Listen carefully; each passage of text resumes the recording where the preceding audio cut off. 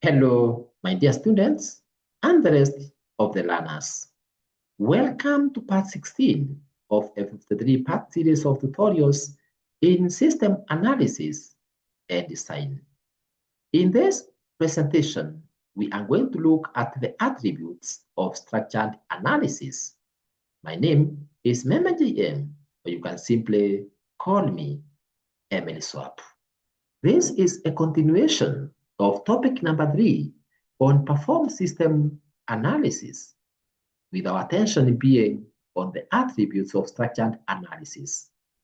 Now, when you speak about modern system analysis, we are saying that the modern system analysis is largely based on the principles of structured analysis, which emphasizes logical thinking, clear documentation, and step-by-step refinement of a system from a general overview to detailed components. Structured analysis is a disciplined development methodology that enables the analyst to understand complex systems in a logical, organized, and verifiable manner. It is characterized by 4 fundamental attributes. Number 1, graphic representation. Number 2, logical orientation. Number 3, process derivation. And number 4, top-down refinement. And these are the key attributes of the analysis. 1, graphic representation. 2, logical orientation. 3, process derivation. And 4, top refinement. Now, what is graphic representation? Graphic representation is simply about the structured analysis being graphic in nature, meaning it heavily relies on diagrams to represent the system. Visual models such as data flow diagrams are used to show how data moves through the system, making complex systems easier to understand than through textual descriptions alone. And my dear students and the rest of the learners, this is exactly what we shall be doing in most of the presentations in this series. Having diagrams, and with specific symbols, with specific meanings and applications. Structured analysis is graphic in nature. Why? Because it relies heavily on visual modeling tools, such as what? Such as data flow diagrams on DFDs, system flowcharts, and UML activity diagrams to represent system processes and data movement. Visual models simply communicate with non-technical users, reduce ambiguity, and allow stakeholders to validate systems understanding early. For example, a data flow diagram showing how student data flows from registration to reporting allows administrators to confirm whether the analyst has correctly understood institutional procedures or not. So the following is an illustration of a simple data flow diagram or DFD that a system analyst can draw.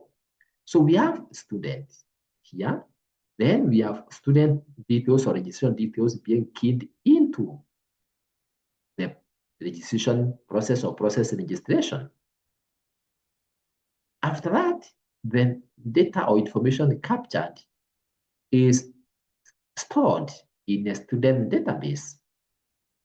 And from the student database, or once the record has been stored in the student database, it can be retrieved back again, then gets processed, and the student is issued with a confirmation slip.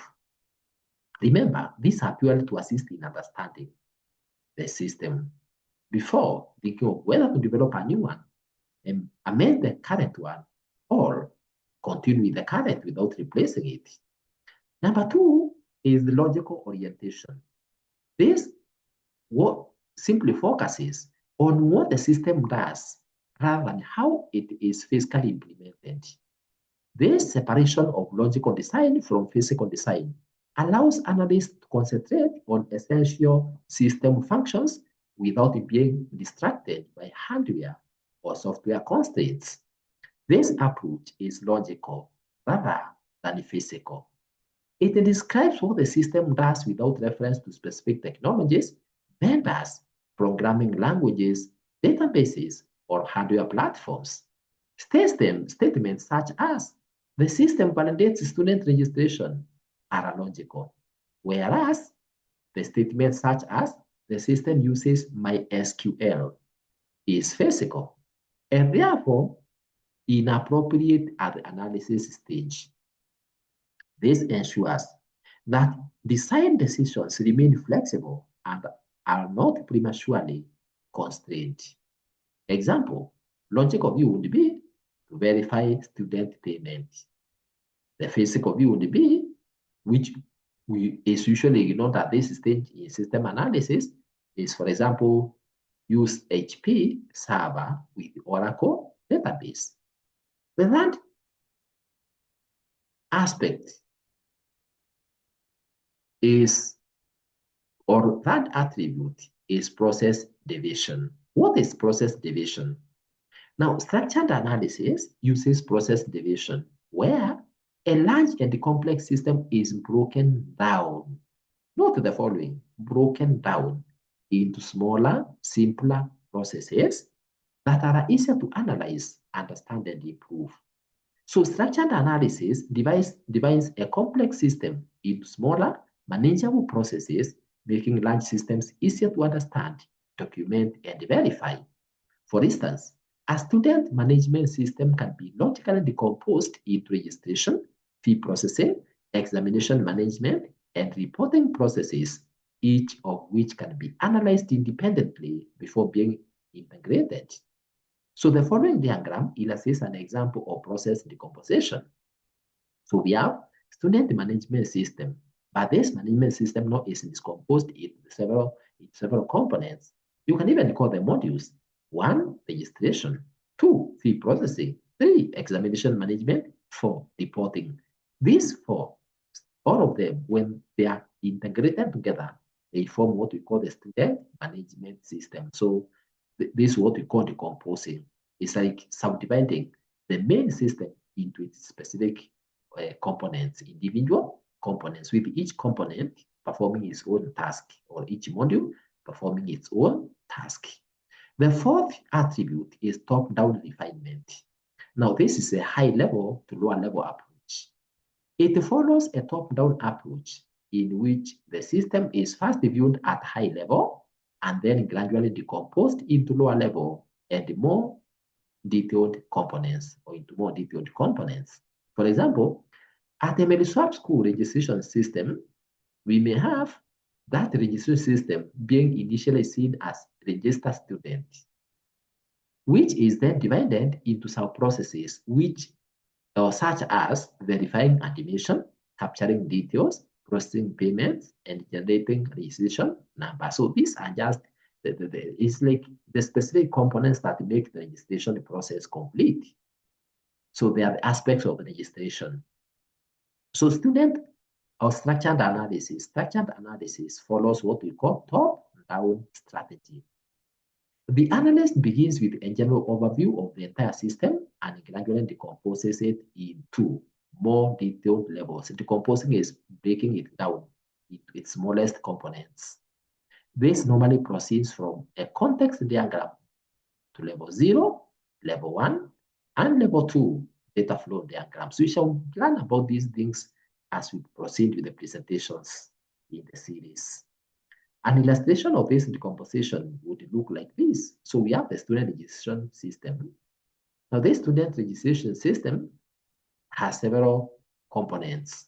One of them is the registration component, or the registration subsystem. Now, this registration subsystem is then broken down into its relevant or specific aspects, where we have verifying admission, capturing student details, processing the fees payment or fees paid, and generating a registration number. This is just one aspect and registration subsystem. You may have other subsystems. And with that, my dear students and the rest of the learners, we have come to the end of part 16 of the series. You can continue to part 17 of the series, in which you are going to learn about the tools for system analysis. Tools for system analysis. Congratulations, therefore, for learning part 16 of the 3 on attributes of structured analysis in Perform System Analysis and Design course. You can access the rest of the parts in the series, as well as other computer or ICT videos by clicking or tapping on the EMELISWAP ICT YouTube channel below this video. I repeat, you can access the rest of the parts in this series from number 1 all the way,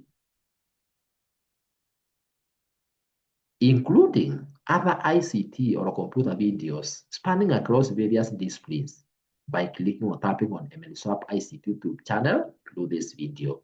To subscribe to the channel, which is important, tap on subscribe button below this video in YouTube if it's not currently reading as subscribed. And by the way, for you to be able to know when the trainer uploads more materials, you can also click on the notification bell. Click on notification bell so that you can be receiving alerts whenever any new video is posted or uploaded into the EMELISWAP ICT YouTube channel.